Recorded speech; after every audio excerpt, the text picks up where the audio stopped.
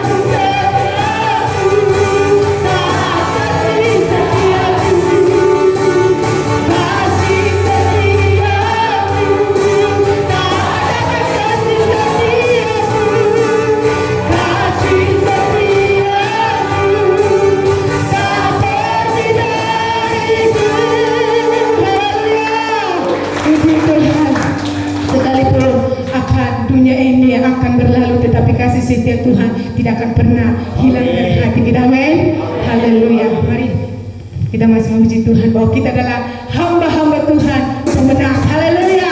Segala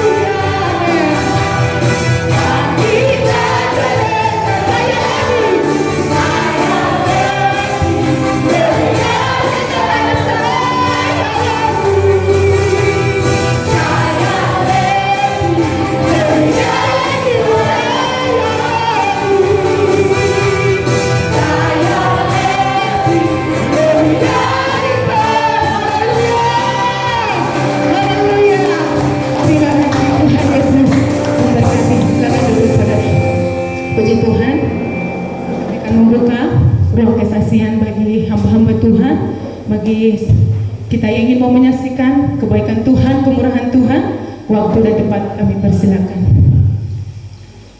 Bagi hamba-hamba Tuhan yang ingin mau menyaksikan, silakan.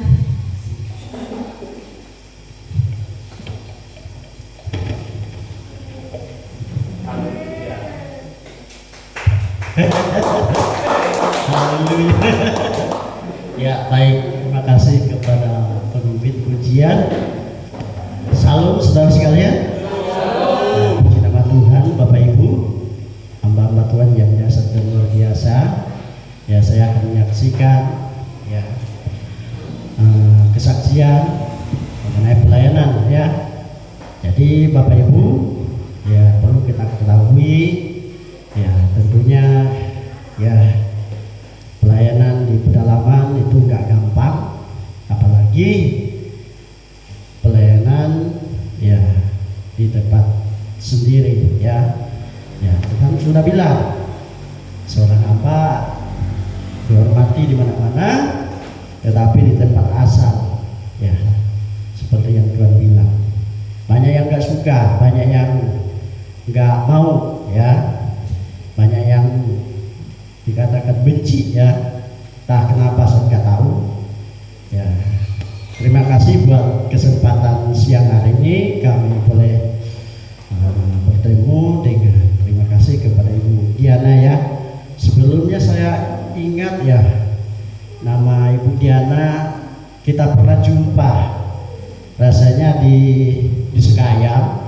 Pada waktu itu saya buat surat baptis, kira-kira tahun 2017 kalau tidak salah. Waktu itu saya sudah duluan, waktu itu di Bujoi ya. Nah, jadi ibu datang, lalu kita perkenalan di situ. Ibu bawa anak, bapak waktu itu ya, suami. Oh ini, oh, iya. Yang gadis dulu mana? Katanya? Enggak, anak ibu kan? Dibilang udah SMP waktu itu kan? Ya, jadi ini mungkin Tuhan ya yang mempertemukan kembali ya. Terima kasih Ibu. Ya, biarlah kita saling mengenal lebih dalam. Baik, saya akan menyaksikan di mana di pedalaman pelayanan itu nggak gampang, seperti yang saya tadi bilang, banyak perjuangan ya. Jadi baik itu bersama dengan jemaat atau dengan orang lain ya. Kadang-kadang orang ingin selalu menjatuhkan supaya pelayanan itu tidak ada di maksudnya di tempat saya di Gira ya. Jadi saya di pedalaman Bu, mulai masuk Bujur ini lewat Sungai Daun ya, di situ ada simpang masuk ke dalam, jalannya minta ampun. Jalannya rusak ya. Tadinya saya itu tadi sebenarnya ada alasan untuk nggak bisa di sini ya. Kenapa? Karena demam saya tadi. 2 sekali saya makan obat tadi. Obat apa Pak tadi? Pak Okto, Pak Petigon kan? Jadi salah makan obat katanya. Jadi demam lalu makan obat Petigon untuk stamina, tapi nggak salah ya. Jadi puji Tuhan sekarang sudah mulai agak reda dan sehat ya. Saya akan katakan bahwa pelayanan di pedalaman itu sangat sulit ya, melayani. Kemarin kami kan mulai membangun, sudah 2 tahap lah, gereja belum selesai. Jadi diajak jemaat ya, pertama mereka mau ya, jadi ngambil pasir maksudnya ya, seberapa pun yang datang 1-2 orang aja, melayani kurang lebih 21 kakak, tapi yang aktif cuma 5-6 kakak itu yang aktif ya di dalam gereja. Kami melayani di GPSI, Pusat Damai Sion Indonesia. Jadi gereja kami GKSI. Jadi melayani di tempat sendiri itu benar-benar susah, benar-benar pusing ya. Ngarahkan jemaat ayo begini, kita bilang A, mereka bilang B ke B ya, kita arahkan ke B, mereka ke C tidak sejalan kadang-kadang. Tapi saya senang karena ada beberapa yang setia, 1-2 ya keluarga itu setia ya, mereka kita arahkan, mereka mau ya. Tapi kebanyakan ya di sana ya jemaat saja mereka nggak mau, bahkan masih ikut-ikutan. Contoh di dalam baik perburuan, mabuk-mabukan ya, saya pusing ya, kasih tahu jangan minum arak, jangan berjudi, jangan lakukan ini, malah bencinya ke kita, malah nggak suka, malah nggak datang ibadah ya sampai hari ini kebanyakan ya. Karena kita lihat ya mereka suka minum apa segala macam, mabuk-mabuk, bahkan tidurnya yang parah saudara, tidur di tempat kita, sudah mabuk dari tempat orang jadi baring. Mungkin itu Tuhan kali yang suruh baring tidur ya. Kadang saya peduli, kadang saya tidak peduli ya. Semua untuk sekarang saya nggak peduli, orang yang mabuk datang ke tempat saya tidur di teras terserah, mau nyamuk gigit, mau apa, mau mati, mau hidup terserah ya. Jadi kadang-kadang nggak habis pikir saya, apakah saya ini nggak boleh di sini kah? Saya pikir saya kadang-kadang komplain sama Tuhan, kenapa Tuhan suruh saya berbalik ke tempat saya? Enak di tempat lain. Saya bilang pernah melayani di daerah Bengkayang kurang lebih 2 tahun, itu waktu masih lajang ya, nyaman-nyaman lah ya, mengertilah jemaat ya. Kalau dikira ini susah ya, mengajak mikul pasir saja, saya yang nyelam ke sungai, maksud saya yang lain lah, apa geretnya dari atas air dibawa ke gereja. Jadi tidak ada yang mau, jadi dia cuma lihat saja. Itulah sulitnya Bapak Ibu. Jadi melayani di tempat sendiri memang gak gampang. Jadi kadang-kadang kalau ya saya berpikir mau ditinggalkan buka pelayan tempat lain, jadi gimana? Jadi siapa yang ganti? Jadi nggak ada yang mungkin mau ganti, karena sudah berapa kali hamba Tuhan di situ ya, pelayanan banyak yang nggak betah sampai hari ini ya. Udah datang dari Sumatera, datang dari Jakarta ya, dari mana-mana lah, donasi mana lah yang udah pernah pelayan di sana, tetapi tidak ada perkembangan ya, karena di sana memang sulit, jalan rusak, listrik belum ada, semuanya perjuangan ya. Makanya waktu saya ke kantor Kapolsek, waktu kehilangan dompet beserta dokumen yang lain, saya bilang pas waktu itu rapat mereka kan dengan anggota tentara,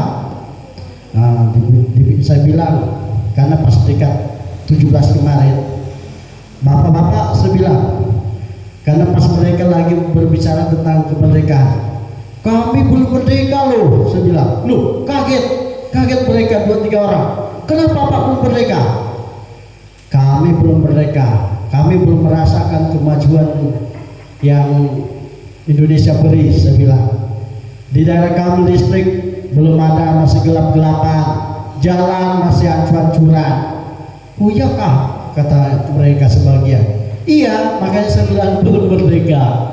Jadi mereka kaget ya. Jadi Bapak Ibu ya, meskipun kami susah-susah pelayanan, kalau dulu saya ini bukan saya dirasa, tapi saya lihat ya, berapa hamba Tuhan yang melayani di daerah kami ya. Jadi mereka tahu memberi beras ya, kasih beras ya. Jadi sudah saya menggantikan ya, mungkin mereka pikir orang sendiri kali ya. Jadi 1 butir beras tidak pernah dikasih. Makanya saya bilang ke rekan-rekan dulu, agak iri saya lihat kalian. Saya bilang, kenapa? Karena kalian dikasih beras, saya tidak. Saya bilang, jadi seperti itu saya bilang. Meskipun tidak dikasih beras, saya pikir kan saya tetap melayani Tuhan. Karena saya dulu pernah kecewa waktu saya pelayanan ya. Itulah tadi dibilang Ibu Diana, saya tidak mau diatur orang katanya, mungkin karena saya mengandalkan manusia pada waktu itu. Jadi waktu itu ya saya bergabung dengan GB Sungai Yordan saya pikir adalah sebulan 30 hari kan untuk membantu pelayanan. Jadi saya rasa saya itu sudah 5 bulan saya ndak pergi ke, waktu itu MT kami di Soso ya.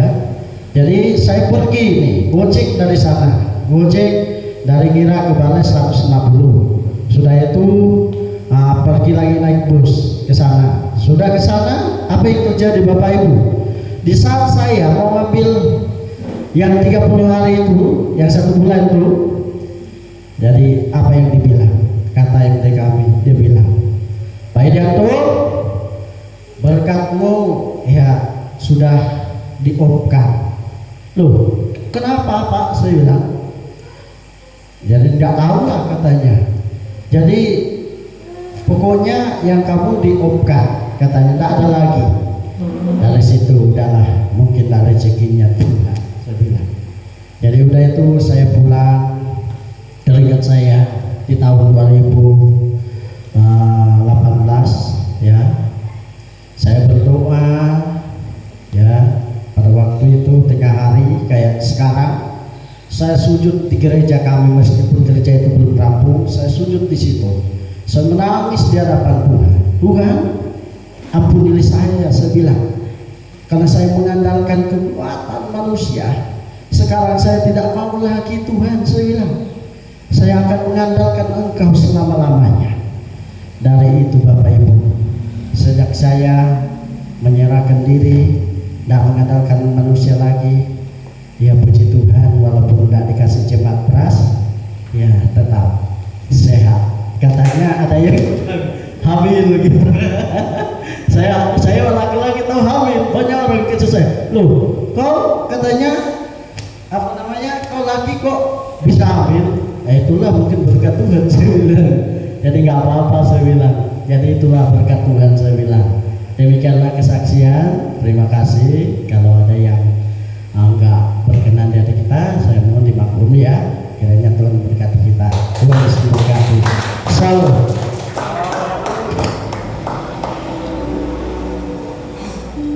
Puji Tuhan, kita sudah mendengarkan kesaksian dari Bapak Pendeta Dianto. Semuanya sekalipun di kota, banyak hal yang boleh dihadapi di tengah pelayanan. Kesulitan demi kesulitan banyak yang boleh terjadi dalam kehidupan kita. Tetapi hanya Tuhan berkata, berpengharapanlah kepada Tuhan, maka Tuhan akan memberi kekuatan di dalam melayani Tuhan. Karena Tuhan tidak pernah membiarkan kita hambanya, tetapi Dia akan senantiasa bertanggung jawab dalam kehidupan saya dengan saudara. Karena Tuhan yang mengutus dan memanggil kita untuk melayani Dia, Dia juga yang akan memperhatikan saya dengan saudara. Amin. Artinya jangan pernah kita takut di dalam melayani Tuhan. Tuhan tidak akan pernah mempermalukan hamba-hambanya, tapi Tuhan selalu memberkati. Puji Tuhan. Mungkin masih ada hambanya. Puji Tuhan. Haleluya.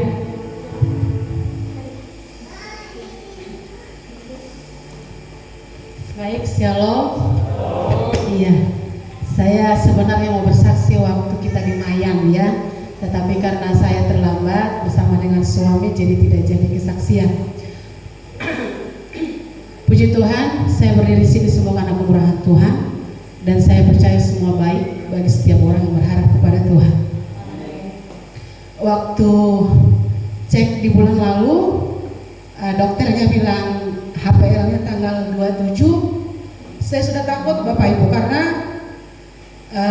anak kami yang pertama lahir dengan keracunan ketuban dan sudah tidak ada harapan untuk hidup. Kami sampai 1 minggu berpisah. Saya baby blues karena tidak ada yang mengurus. Semua mengurus anak saya di rumah sakit, saya ditinggal di klinik, dan itu yang membuat saya trauma. Dan ketika ini dapat lagi, saya marah sebenarnya sama bapaknya. Saya marahnya begini, saya belum siap untuk menambah momongan, saya belum siap karena yang pertama itu sakit sekali prosesnya, coba normal dan tidak bisa, ujung-ujungnya sesat. Akhirnya bapaknya bilang, ya kita berdoa. Tetapi kalau 8 tahun yang lalu pekerjaan ada, dana ada, dan umum Bapak Ibu. Kalau berbicara tentang umum, tidak ada yang sulit di rumah sakit. Tapi ketika kami kemarin menghadap, karena kita pakai BPJS, wah sepertinya dipersulit. Tapi saya bilang sama Tuhan, tidak apa-apa, kalau Tuhan izinkan ini pun harus umum, saya percaya Tuhan buka jalan. Jadi ketika kemarin kami menghadap ke puskes, mau dibuat surat rujukan, mereka bilang semua libur dan prosedurnya pun libur semua. Akhirnya kita pulang dan hari ini bapaknya kembali mengurus surat rujukan melalui poli supaya kami berangkat sendiri. Jadi satu hal yang mau saya minta kepada Bapak Ibu sebagai rekan-rekan hamba Tuhan, dalam hal ini saya takut sekali. Bukan masalah dana, saya percaya dana Tuhan akan kirimkan, tetapi mental saya terganggu. Jadi tolong bawa saya dalam doa supaya Tuhan kuatkan saya dengan mental yang luar biasa. Kalau 8 tahun yang lalu saya tidak memikirkan jemaat, ini saja jemaat bertingkat, banyak yang kecewa dengan pekerjaan mereka, jadi saya pun terpengaruh juga dengan keadaan seperti ini. Tapi saya percaya semua baik. Hanya itu yang saya pegang. Doakan saya, kami akan berangkat hari Minggu habis ibadah dan mungkin kami akan menginap di rumah keluarga. Senin pagi kami akan menghadap dan masuk rumah sakit. Doakan supaya sesarnya berjalan lancar dan mungkin penanganannya akan dilaksanakan di hari Selasa. Jadi Bapak Ibu tolong bawa saya dalam doa supaya saya kuat dan suami saya juga tidak marah-marah ya. Karena tanpa marah pun dia sudah seram Bapak Ibu, apalagi marah ya. Jadi saya selalu bilang tolong jangan marah-marah, karena kalau kamu nggak marah pun udah seram. Saya bilang iya katanya. Jadi ya tolong doakan nanti rekan-rekan hamba Tuhan topang tangan dengan saya. Semuanya mau minta doa waktu di Mayan ya, tapi tidak ada waktu. Jadi tolong topang tangan. Tuhan masih kasih waktu untuk kita berdoa bersama-sama. Karena kita sepenanggungan di dalam Tuhan ya. Terima kasih, Tuhan Yesus berkati.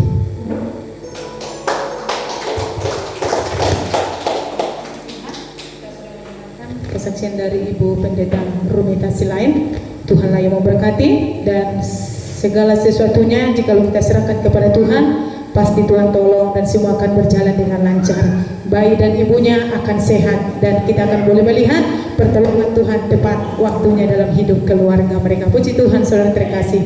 Kalau sudah tidak ada lagi, masih ada. Tidak apa-apa Bu ya.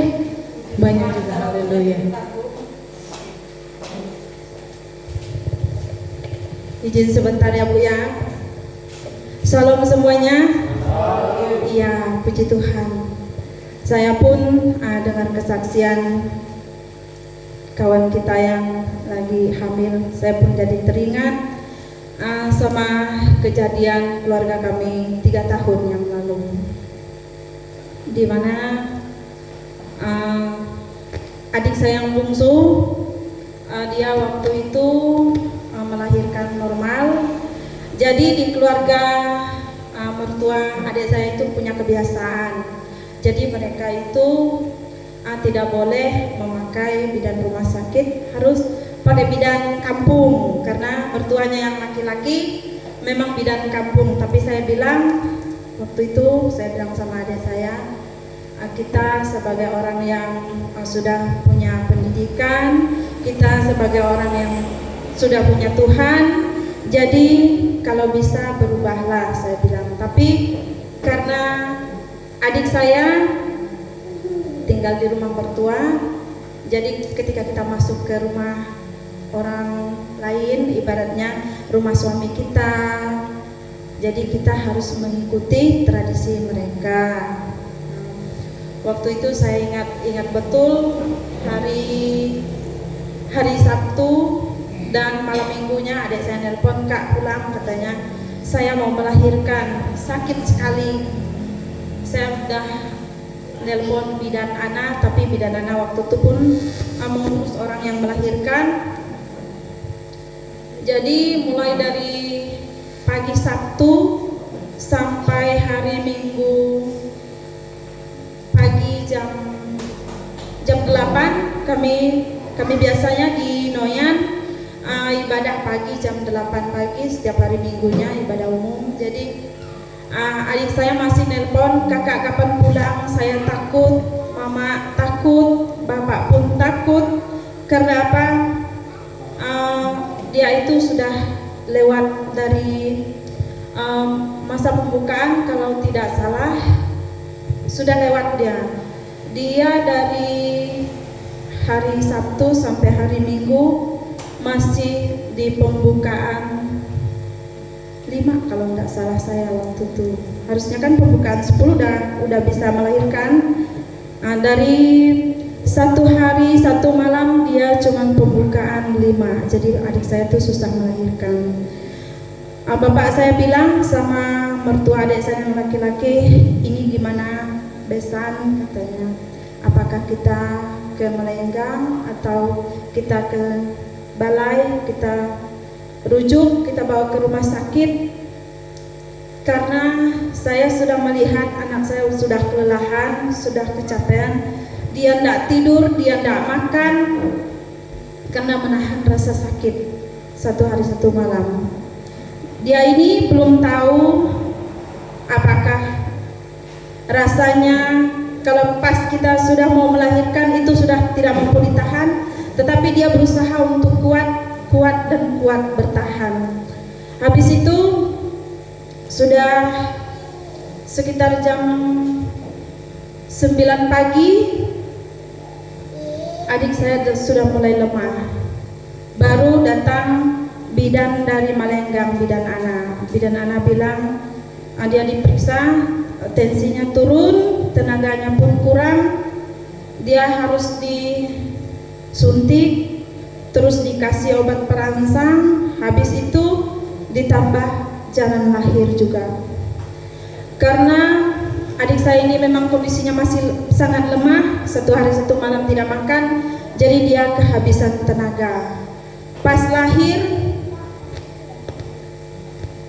keponakan saya, adik saya pingsan, anaknya juga pingsan, ada 2 jam mereka tidak bernapas dan mereka menggunakan tabung oksigen sampai 2. Jadi bapak saya, mama saya sudah bilang sama saya, kalau kamu mau pulang, katanya. Kalau tidak pulang, ya enggak apa-apa, karena kami sudah pasrah sama Tuhan. Jadi bapak saya bilang, waktu itu keponakan saya lahir, semua badannya ada biru, hitam, jadi dia sudah tidak bernapas lagi. Bidan ini masih berusaha untuk mencari napas dan agar keponakan saya menangis, tapi sekitar 2 jam kalau tidak salah dia berusaha, bidan Ana melakukan pertolongan supaya bayi menangis, dan mama dengan bapak saya pun sudah pergi keluar, sudah tak sanggup melihat adik saya yang sudah terkapar. Dia pingsan, tak berdaya, dipasang infus, dipasang oksigen pun tidak bergerak. Kami di Noyan ibadah pun kami bawa dalam doa adik saya sekitar jam 10. Setelah kami selesai ibadah, saya bilang sama suami saya harus pulang. Ada tidak ada adik saya harus pulang. Terlambat atau tidak, saya harus pulang. Saya harus melihat bagaimana keadaan adik saya. Tapi puji Tuhan, waktu itu bapak saya menyaksikan cinta kasih Tuhan, karena di dalam Katolik ini tidak banyak doa, dia cuma yang ada doa bapak kami. Jadi bapak saya cuma bilang gini sama Tuhan, katanya, kalau ada kesalahan, kalau ada dosa dari anak saya, tolong Tuhan limpahkan kepada saya. Segala sakitnya, segala kesalahannya berikan kepada saya. Karena saya ingin melihat anak saya sehat, cucu saya sehat. Kalau Tuhan mau tukar nyawa saya dengan anak saya sama cucu saya. Dia berlutut sampai tersungkur di lantai, nangis. Tetapi mama saya, dia tidak bisa ngomong apa-apa. Mamanya cuma terdiam, menangis, dan kehabisan cara, kehabisan akal. Dia tidak tahu harus berbuat apa. Saya dan suami cuma bilang kita serahkan semuanya kepada Tuhan, karena hanya Tuhan yang sanggup menolong kita. Jadi setelah 2 jam bergumul dengan maut, puji Tuhan, adik saya bangun dan keponakan saya pun menangis. Kami ditelepon, kami masih di Sungai Daun, antara Sungai Daun dengan Malenggang. Ditelepon sama bidan Nana, nggak usah takut, Dek, katanya adik kamu sama keponakan kamu sudah sadar. Puji Tuhan, saya bilang saya sangat bersyukur kepada Tuhan. Dan mulai dari situ bapak saya melihat ada banyak perubahan dari hidupnya, ada banyak hal yang berubah dari dia, karena dia tahu Tuhan itu sudah melakukan yang luar biasa untuk keluarga kami. Jadi saya memberi semangat kepada Bumil, pendeta Rumitasi lain, tiada yang mustahil bagi Tuhan. Amin. Tetap semangat, jangan takut, karena Tuhan itu sanggup. Itu saja. Tuhan Yesus memberkati kita semua.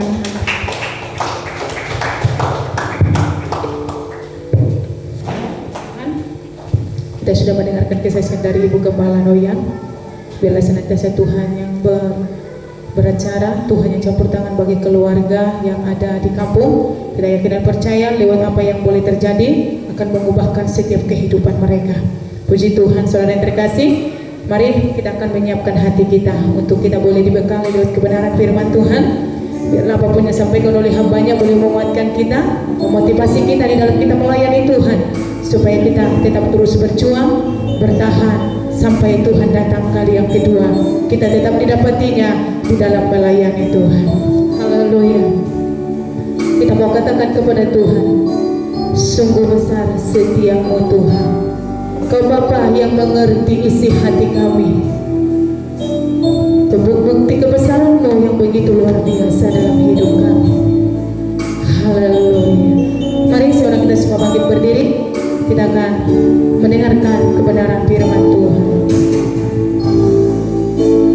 Sungguh besar setiamu, Kau nyatakan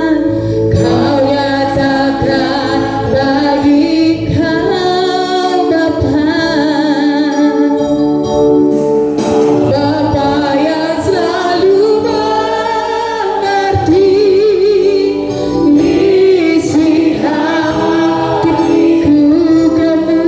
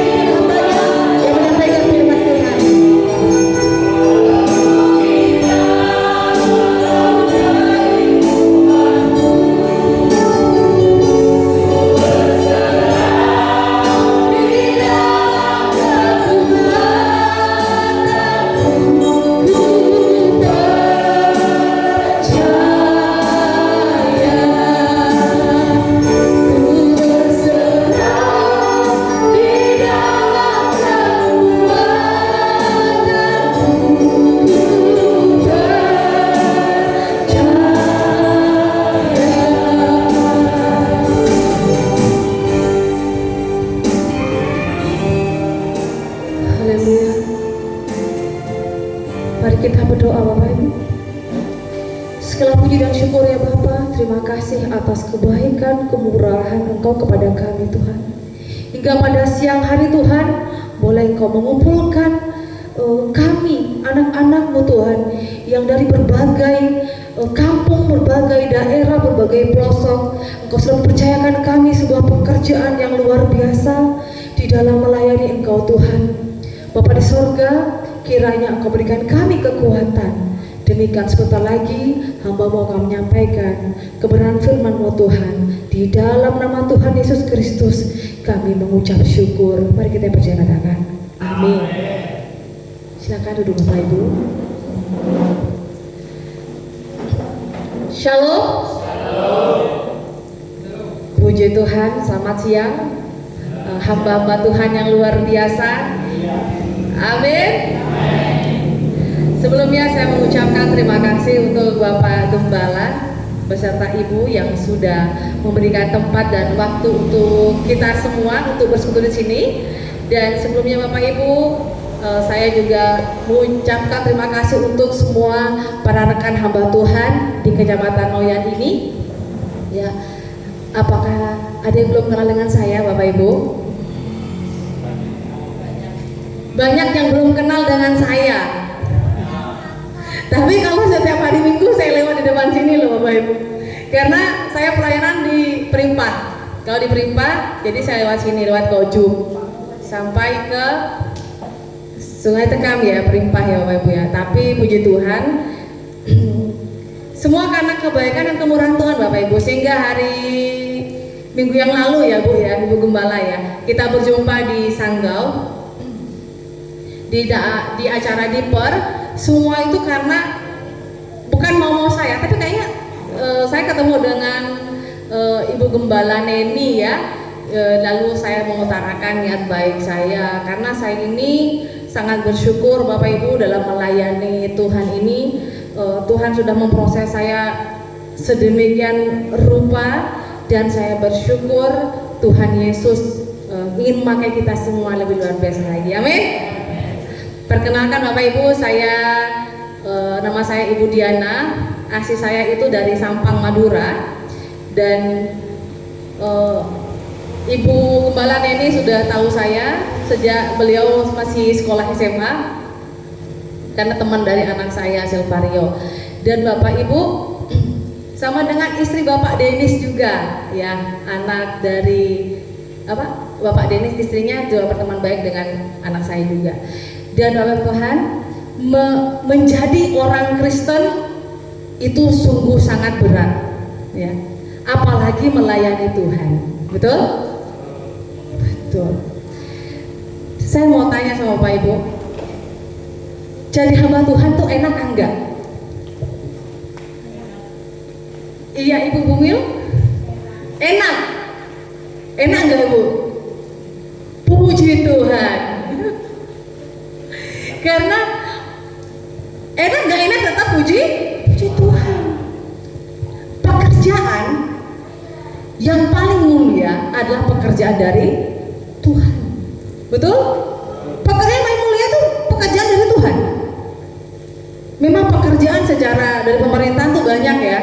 Jadi pegawai bank, jadi guru, jadi PNS yang lain. Tapi pekerjaan paling mulia itu dan tanggung jawabnya lebih besar lagi adalah melayani Tuhan. Saya nggak bisa panjang lebar untuk mau menyampaikan firman Tuhan karena semuanya udah pakar-pakarnya, mungkin melebihi saya. Haleluya. Betul nggak Bapak Ibu? Kalau saya kan dari Islam nih, ya kan? Dari Islam, ya, masuk Kristen. Saya masih belajar, tapi di depan saya ini sudah pakar-pakarnya. Dari Batak, ya kan? Dari suku Batak, dari Nias, dari mana-mana. Nah, mungkin dari sini hamba-hamba Tuhan yang dari sebelum Kristen ada nggak? Dari lahir. Berarti mau lahir semua dari Kristen semua ya? Oh, berarti saya sendiri ya, Bu. Ibu kemana, dari mana? Oh, kan sama Bu. Sama. Tapi kalau saya dari Islam, saya dari Sampang Madura. Saya itu lahir, besar, sampai punya anak 2 itu masih di Sampang. Ya.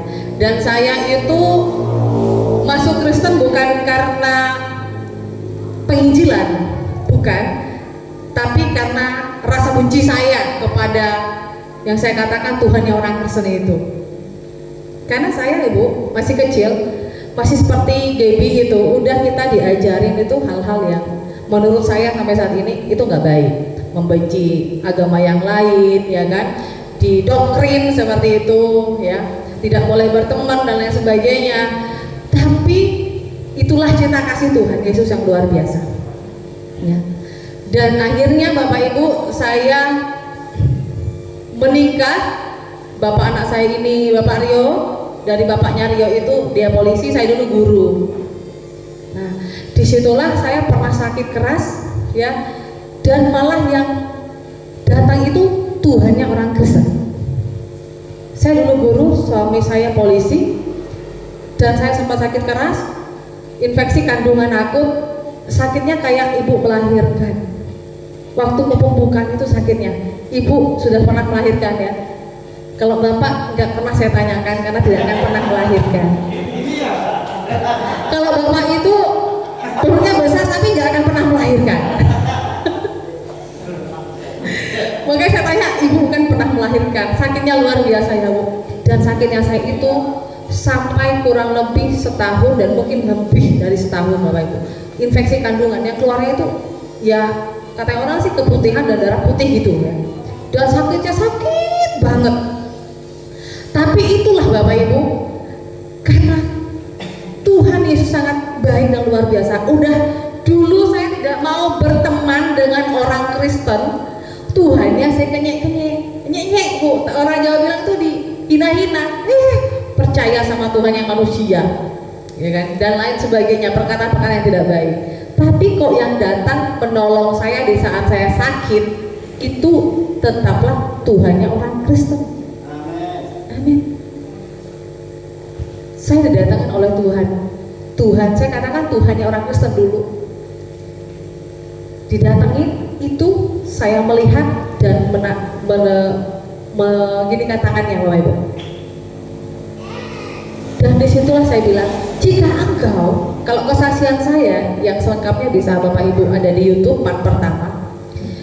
Jika engkau memang benar Tuhannya orang Kristen, berikan saya kesembuhan, maka saya akan percaya.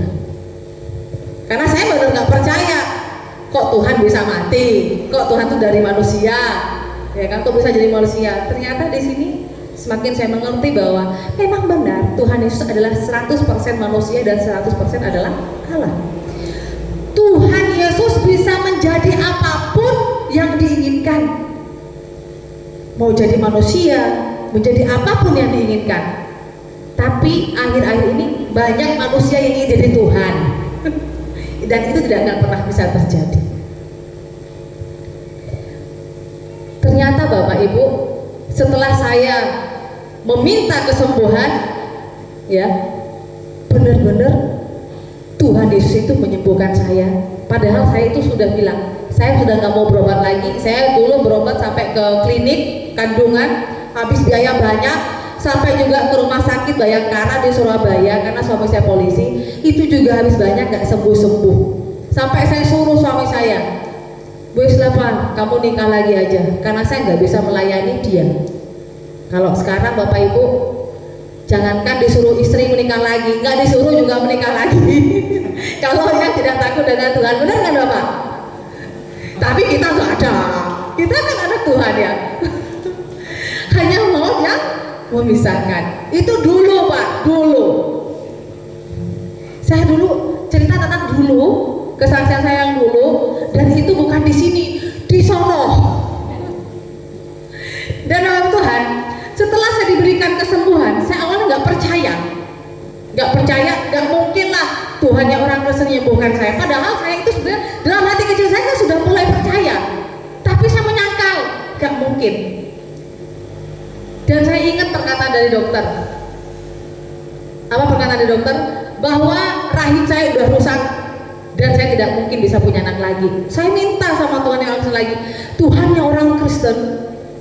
Saya kalau berdoa dari dulu sampai sekarang polos-polos Bapak Ibu. Tuhannya orang Kristen, Saya loh katanya dokter nggak bisa punya anak. Saya nggak percaya kalau Tuhan bisa menyembuhkan saya. Saya mau minta anak. Anak saya waktu itu cuma satu, Selvario itu, dan masih umur sekitar kurang lebih 2 tahun. Dan luar biasanya Bapak Ibu, yang katanya dokter saya tidak akan bisa punya anak lagi karena rahim saya udah rusak, ternyata saya hamil tapi saya tetap menstruasi sampai melahirkan. Saya aja tahu hamil, ya ibu kalau hamil kayak gini menstruasi enggak Bu? Tidak kan? Tapi saya menstruasi itu sampai dari hamil sampai melahirkan tetap menstruasi Bu, dan normal. Bapak senyum-senyum karena kenapa? Tidak pernah menstruasi. Saya tahunya hamil Bapak Ibu setelah umur 4 bulan, hampir 4 bulan kandungan saya. Dan setelah saya mulai pembukaan di puskesmas, karena saya ikut suami saya tugas, karena suami saya polisi. Suami saya itu dulu tugasnya di Polsek Tambelangan di Sampang, Madura. Dan di situ saya menangis karena saya melahirkan sesuai permintaan saya kepada Tuhannya orang Kristen. Saya pengen minta waktu itu, saya pengen punya anak perempuan, dikasih perempuan benar-benar Bapak Ibu. Itu artinya di saat kita ini belum percaya benar-benar, cuma minta aja Tuhan kasih, apalagi kita yang sudah melayani. Amin.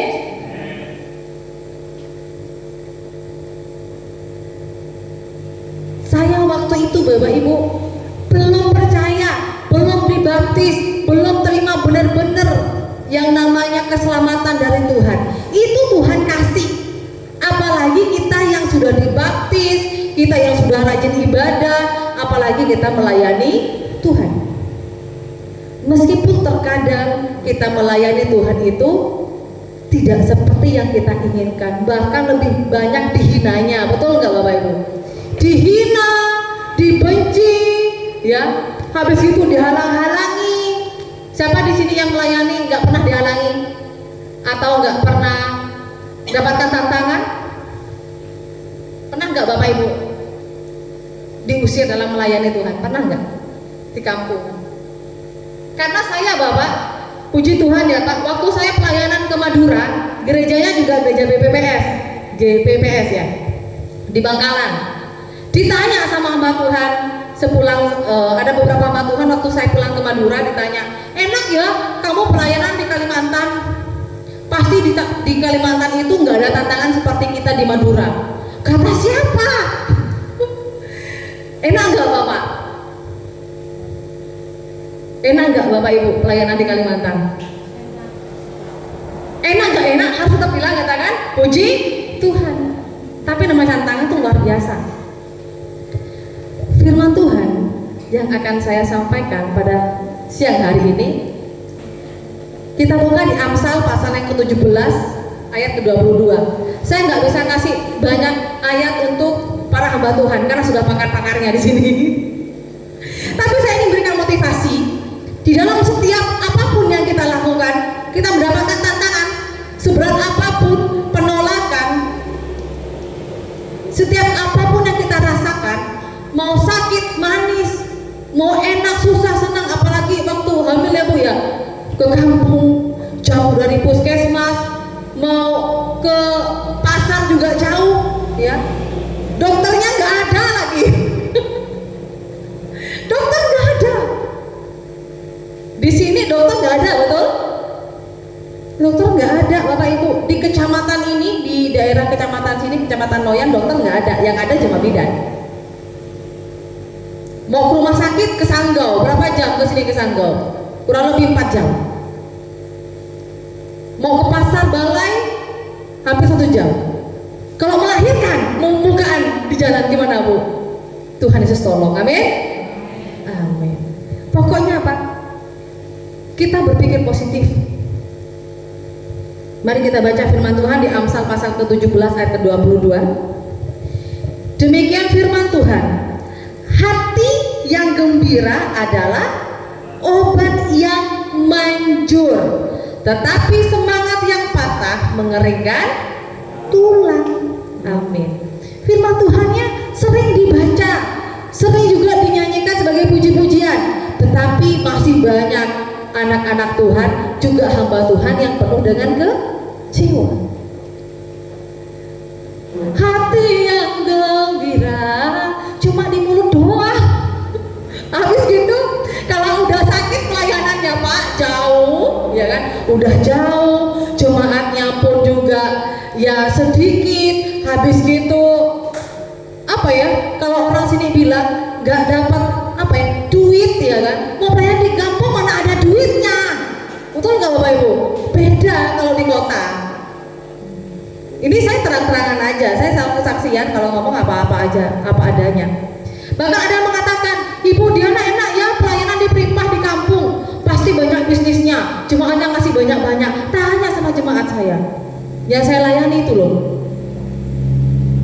Gimana mau banyak duitnya, ya kan, mau pelayanan. Kalau kita pelayanan Bapak Ibu hanya ingin mengharapkan uang dari persembahan, gak bakal bisa maju-maju.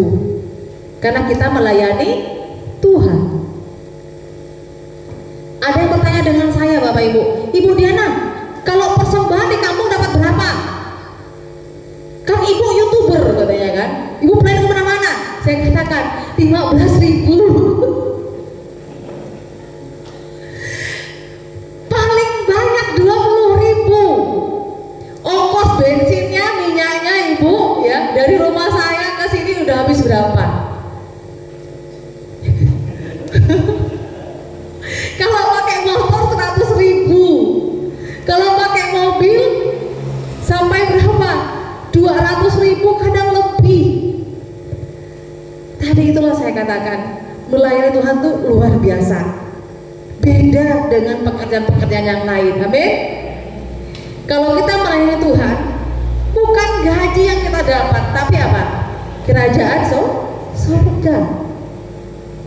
Di firman Tuhan, hati yang gembira adalah obat yang manjur, tetapi semangat yang patah mengeringkan tulang. Jadi hamba Tuhan itu, saya katakan, kunci keberhasilan dalam pelayanan adalah apa? Sukacita. Amin. Sukacita. Kadang kita ini melayani ya Bapak Ibu, melayani bukannya malah enak ya kata Ibu ya. Tadi seperti Ibu Gembala yang hamil ini, aduh Pak, ada jemaat juga bertingkah. Benar kan Ibu tadi bilang? Karena kita melayani di kampung, beda kalau kita melayani di kota. Kalau di kota orang mau bertingkah, mau ngomong bagaimana, itu masih bisa dereng-dereng. Tapi orang di kampung, mari Bu kita sembahyang, bayar Pak, bayar. Ayo Bu, ayo naik kita sembahyang lagi. Bu, besok aja Bang, masih ada minggu depan. Tuhan Pak tahu saya lagi sibuk. Lagi mau apa namanya kalau orang sini itu lagi mau nugal. Minggu depan aja saya masih mau nugal. Nah, ada lagi Bu, kita ini mau sembahyang kan? Sudah tahu hari Minggu kita mau sembahyang kan? Saya udah nongol ini masih ditanya kita mau sembahyang nggak Bu? Ya iya Pak, gimana? Tunggu Pak Bu, nanti aja Pak jam 5 katanya. Karena kami itu masih mau ke hutan dulu, ke ladang, mau panen kami. Kembali lagi kita ke dalam panggilan Tuhan.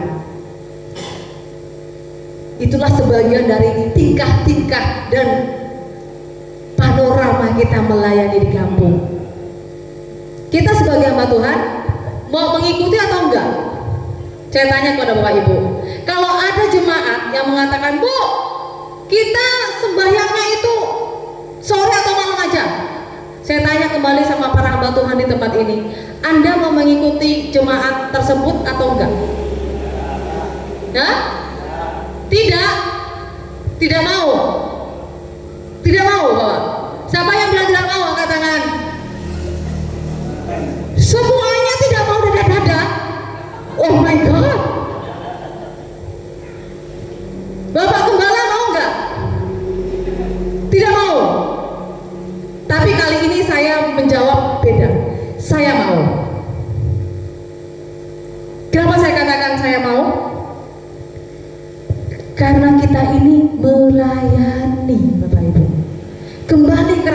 panggilan kita, melayani. Satu jiwa itu sangat berharga. Bahkan saya pernah pulang jam 1 pagi ke rumah pakai motor sendiri pelayanan. Sebelum saya jadi YouTuber, sebelum saya punya channel YouTube sendiri, saya sampai pulang jam 1 pagi.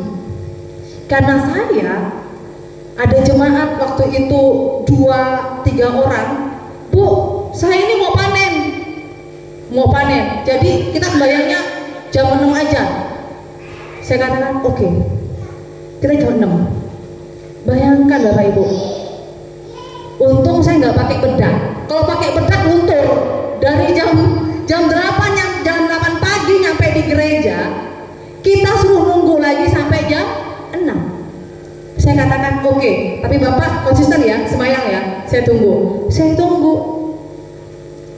Dan mirisnya lagi, waktu pelayanan di Perimpat itu tidak ada gereja, Bapak Ibu.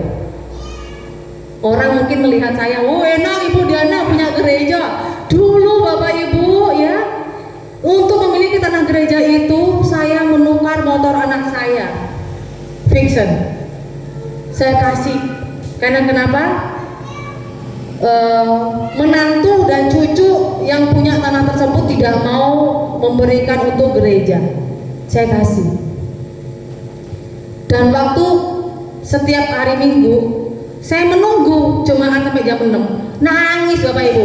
Kebun karet itu kan, kalau siapa yang tahu Bapak pendeta di sini, Ibu pendeta, kalau di daerah di Perimpat itu dulu yang saya bangun sekarang itu dulu kebun karet, dan itu munggu ya, berbukit. Duduk sambil nangis dan berdoa. Tuhan, saya nggak tahu mau bagaimana ke depannya di tempat ini, tapi jika Tuhan memang sudah mengirimkan saya ke sini, saya tahu bagaimana untuk menguasai hati saya. Ajari saya Tuhan untuk selalu saya itu rendah hati. Ajari saya Tuhan untuk selalu sabar. Ajari saya Tuhan untuk selalu setia melayani Tuhan. Kalau kita melihat manusia, kita akan kecewa. Kita ini hamba Tuhan loh, diperintah-perintah enak aja ya kan. Kalau ngomong gitu kan, Bu, kita nggak sembahyang malam aja nanti jam 6. Kita ini hamba Tuhan loh. Udah, kalau kita kembali ke ranah kita secara duniawi ya Bapak Ibu ya, udah nggak gaji saya, perintah saya lagi, ya kan? Betul nggak? Kesel kan? Makanya di sini semua mengatakan tidak mau menunda ibadah, tapi saya jawab saya mau. Karena kita hamba Tuhan Bapak Ibu harus tahu ruang lingkup kita itu seperti apa. Kalau ruang lingkup kita melayani jemaat kita adalah petani, kalau di saat panen kita mengikuti gaya mereka, itu kita harus rendah hati ya.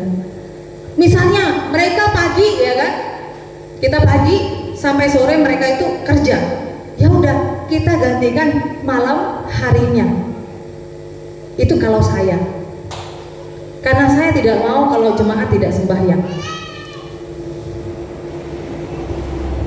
Kita kembali lagi ke ranah kita, panggilan kita ini untuk melayani. Gitu kalau saya. Dan lagi ada waktu itu jemaat tidak mau ibadah. Kenapa nih nggak mau ibadah? Nggak punya duit, Bu. Mau jual kunyit, belum ada yang bawa kunyit saya. Saya katakan, Tuhan itu kaya, jangankan duit, hidup kita aja punya Tuhan. Sembahyang aja, Tuhan nggak butuh uangnya nenek, Tuhan butuh hati nenek. Tapi gimana Bu, nanti kalau udah ada kantong persembahan jalan, saya nggak ngasih kan nggak enak. Nggak enaknya sama siapa? Nggak enak sama orang-orang yang di sekitar saya. Ngapain nggak enak? Tuhan aja enak banget. Jadi nenek tersebut, ibu tersebut sembahyang saya bawa. Karena kalau kita kembali ke ranah kita dalam panggilan, kita harus tetap setia melayani Tuhan. Jangan melihat yang kita layani adalah manusia, tapi yang kita layani adalah Tuhan. Karena yang nama melayani itu Bapak Ibu banyak dibencinya sama orang. Kalau apalagi pendeta, Ya, Bapak Ibu, Bapak Pendeta, Ibu Pendeta. Pendeta pakai baju bagus diomongin. Tuh, pasti dapat dari uang apa? Uang persembahan, dapat uang perpuluhan. Ya kan? Mau kita pakai anting diomongin, bener nggak Ibu? Iya. Apalagi Ibu pendetanya cantik, meskipun hamil cantik ya kan? Tuh pasti dapat dari uang persembahan. Uang persembahan dari mana kalau di kampung? Di kampung saya sampai ditanya Bapak Ibu, perpuluhannya berapa sih kalau di kampung? Boro-boro perpuluhan. Sembahyang aja mau sudah bersyukur. Betul nggak Pak? Banyak orang yang mengatakan kepada saya, Ibu Diana pasti banyak perpuluhannya. Ibu Diana pasti pelayanan di Perimpa itu banyak persembahannya. Ya ampun, persembahan 10.000 dari sekian jemaat, ya kan? Sekali 15.000, 20.000. Tapi kalau kita melihat apapun itu yang kita lakukan, saya sering menangis Bapak Ibu, kalau pergi ke Perimpa pertama kali Bapak Pendeta, sambil duduk ya, sambil nangis. Kalau nangis doanya apa? Suka-sukamu Tuhan, suka-sukamu Tuhan. Wes lah, kalau saya berdoa kan bahasa Madura. Ya lah, apa cak Gusti Allah Pangeran Yesus bila derma apa itangodi redina. Saya katakan terserah bagaimana Tuhan Yesuslah dalam hidup saya ini di sini. Itu yang saya doakan sambil nangis. Karena saya tidak mau saya ada kecewa, menangis tapi tetap berdoa. Jangan buat kita itu hilang sukacita, nggak boleh. Apalagi Ibu Pendeta tadi bilang mengalami baby blues, itu bahaya. Karena kalau sudah baby blues itu berarti sudah nggak ada sukacita, betul nggak Bu? Kayaknya semuanya menjadi beban. Sama dengan pendeta-pendeta, kalau udah pelayanan merasa bahwa di kampung itu susah banget. Orang kampung kalau dibilangin susah, ya kan? Nggak dibilangin, kita punya tanggung jawab. Mau dikasih firman Tuhan yang nggak enak, minggu depan udah nggak sembahyang, betul nggak? Banyak. Apalagi kalau sudah menyinggung soal masalah uang, nggak datang, minggu depannya nggak datang lagi.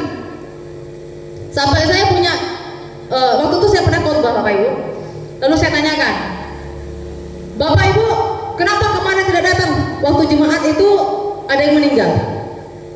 Bu, saya ini, kami satu keluarga, kalau kita datang orang meninggal, Bu, kita pasti sakit-sakit. Saya punya jemaat di Perimpah nih, ya namanya juga orang masih baru bertobat Bapak Ibu, masih harus banyak onderdil yang dipulihkan. Kalau saya datang satu keluarga ini Bu, datang ke orang meninggal, pasti kami sekeluarga ini sakit-sakit Bu ya. Emangnya siapa manusia yang tidak pernah sakit? Enggak Bu, tapi bener. Apalagi kita ini makan makanan orang yang meninggal, biasanya ke rumahnya orang yang meninggal, pasti sakit-sakit. Bapak punya Tuhan nggak? Punya Bu, percaya sama Tuhan Yesus ya? Percaya sama makan kayak gitu bikin sakit? Setahu saya makan itu bikin kenyang deh. Aneh-aneh kalau orang di kampung Bapak Ibu.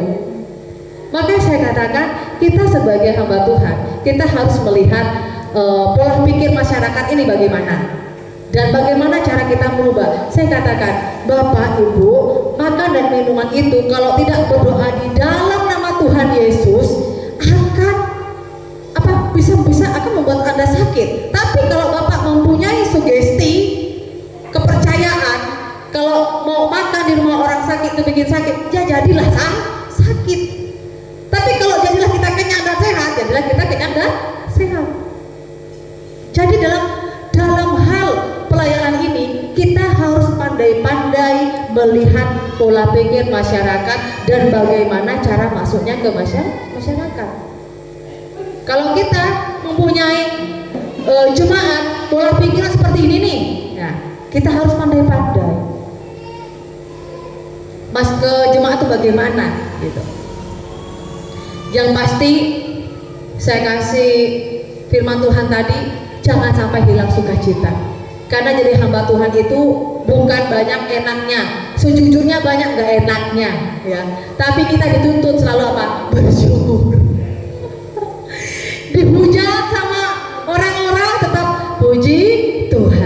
meskipun apa? Dalam hati nangis, benar nggak benar Bu? Nggak mungkin. Saya nggak yakin kalau misalnya ada pendeta hamba Tuhan mengatakan kalau udah dimaki, dihina, ditantang tetap ya Tuhan, puji Tuhan saya ditantang sama orang. Jarang. Saya katakan mungkin, bisa dikatakan nggak mungkin, tapi pasti bilang ini, oh Tuhan, bagaimana nih Tuhan caranya Tuhan? Ada yang menangis, sampai ada yang meninggalkan tempat pelayanan, betul nggak? Banyak pendeta yang meninggalkan tempat pelayanan karena sudah hilang sukacita. Tapi kalau kita memelihara sukacita kita pasti bisa damai. Pegang kunci, jadi hamba Tuhan. Jangan sampai hilang sukacita. Amin. Katakan